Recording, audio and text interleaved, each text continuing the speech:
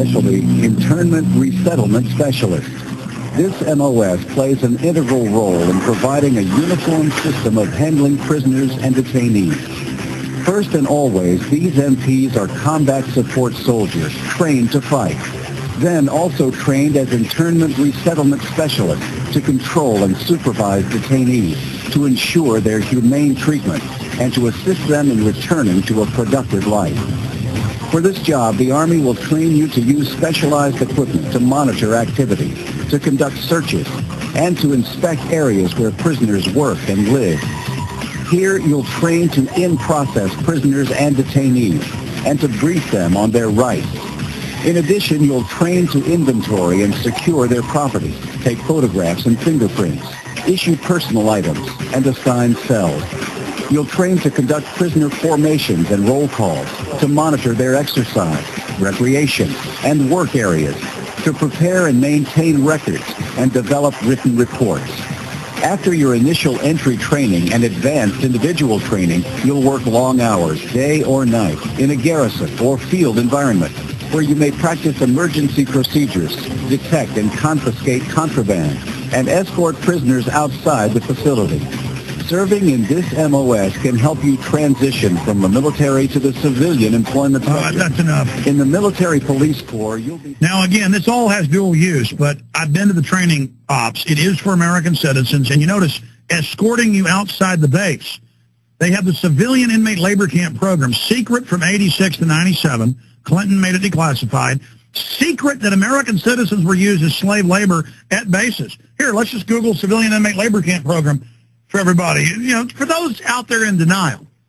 This has been going on. Does that creep you out, Wayne, that they could keep these camps with citizens on them secret for a decade? Well, I mean, this whole issue of the Federal Emergency Management Agency, you know, the FEMA has never operated in a very transparent mode. Even going back to the Reagan years, they called FEMA the secret government, and there's a lot of truth to it because they have, you know, they have these facilities around the country. You're not allowed to go on these facilities and see what's happening. But the reports are there about the number of these large detention centers that have been built up around the country. I remember the first time I heard about this was somebody in Kern County, California, said he started, you know, on his way to work every morning, noticed this camp was getting larger and larger. There was nobody in it yet, but they kept increasing the number of beds that this particular camp called the Kern County Center could, you know, how many prisoners they could keep. So, I mean, that's one of several around the country, but we don't know. I mean, the government's not very forthcoming with information about why these camps are there. And just to be clear, I have the 2005 on screen right now. We'll keep scrolling through that. You've got these back to 1986 declassified, so you find out more in each one. The 1997 declassification admitted that they kept federal prisoners at these and brought them as slaves, and the Army ran them as slaves and then would pimp them out for slave labor around towns. So this is the new America. Our new job is having an illegal alien who is in the military, that's our new force, commanding a citizen around who had a crooked toenail or something. That's the new, I mean, I have articles right here where school teachers are given $22,000 fines for using a cell phone in class. See, we're all prisoners now. Wayne Madsen. Well, I don't see it getting any better. I mean, the people I know who voted for Obama and thought there was going to be a change, I hear the term buyer's remorse quite a bit. I know people who were candidates for president are hearing the same thing. So, I mean, it's where's the change? I don't see much in the way of I agree. Change. I want to show people from General Shoemaker's 2005 document, Civilian Inmate Labor Programs, right here on screen, providing a source of labor at no direct cost to Army installations to accomplish tasks that would not be possible otherwise due to the manning and funding constraints under which the Army operates. Slave labor. These are not guys that punch their drill instructor in the nose. These are state and federal prisoners. And this is going to be you and your family. Okay? Sorry, Wayne, go ahead. Well, I mean, we're now hearing about Blackwater and these revelations made by these two former Blackwater employees about what was going on at the camps in Iraq that they were running. I got to stop you. Hold on, Wayne. I'm glad you brought that up. Take your time. Then we're going to get into the whole birther thing. Let me stop right there. Start over, because you have a lot of sources.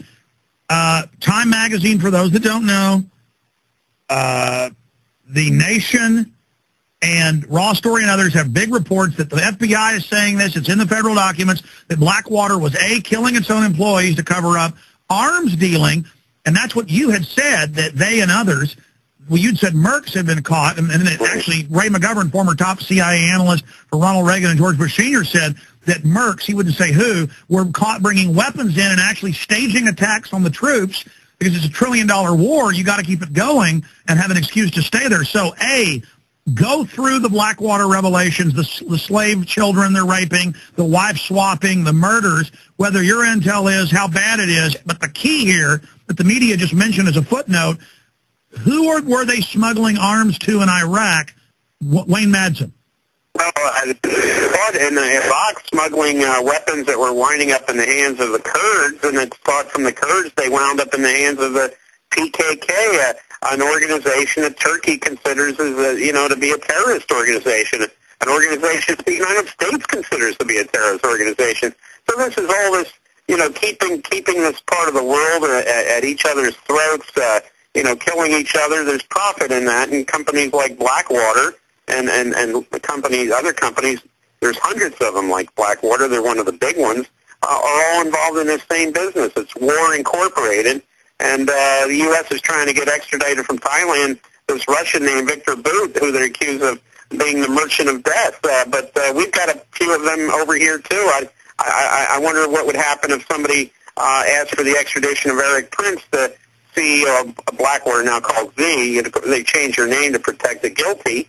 But I would imagine we would not want him extradited overseas, stand trial in some place like Iraq or Afghanistan. Yeah, but let's be clear. I want specifically, because you have made allegations and revelations over the years, and it's come out later, mainstream media confirming, that you've said contractors and the Pentagon have been caught shipping in Taliban, Al-Qaeda, to kill our own soldiers, to make the war look like it's real.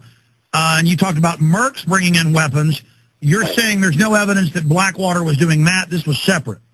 The company that I was told was involved in this, it was the U.S. military, but not any specific contractor involved with bringing these people into Baghdad. These were Afghani Taliban who said they were there to to basically set off road bombs and things like that. So this gets in this murky area of this contracting, outsourcing. By the intelligence community, the CIA, the Pentagon, but it's a free-for-all in Iraq. I've talked to people who've been over there recently. There has been no real improvement in the infrastructure in Iraq since we invaded that country in 2003. So this country is ripe for all kinds of violence. This is genocide, but that's what the federal filing, the FBI is saying this. And we're just reporting on what's being said here, that Eric Prince would chastise Blackwater, XE officers when they would send psychopaths home who would just enjoy killing people and raping people, and that Prince would laugh and send them back. Let's get into some of the federal allegations here. Raping children, pimping little girls, and then wife swapping back at the what's going on here? Well, yeah, these two ex-Blackwater employees who actually are testifying on behalf of the Iraqi families whose loved ones were killed by Blackwater troops in a central square in Baghdad a few years ago. They're testifying on their behalf, saying that back at the North Carolina headquarters, the senior executives, there was wife swapping going on there. No action was taken. There was the use of these what they called a man camp in Baghdad that was basically some place where Blackwater guys would go to avail themselves of prostitutes, including a child prostitute. They said that people who wanted to blow the whistle on all these Blackwater scandals were threatened with being killed, and some had them killed. Now, I've covered a number of deaths among active duty and contractor personnel in Iraq, so there's a lot of smoking guns. Yeah, this isn't just enemies of the contractors. This is women in the contracting deal. They'll just rape them, torture them to death. Army, Marine Corps investigators about missing missiles, weapons. They just frag them. Like, I saw numbers in the thousands of fragged officers. I mean, this just sounds like, and that the C-130s, the New York Times admitted that everyone just uses the bathroom in buckets now when everything's collapsing. I mean, is this Walter Reed's collapsing? I mean, is this just like, my God, are they just, I mean, maybe the good news is they're so corrupt that everything's just going to collapse. Well, I mean,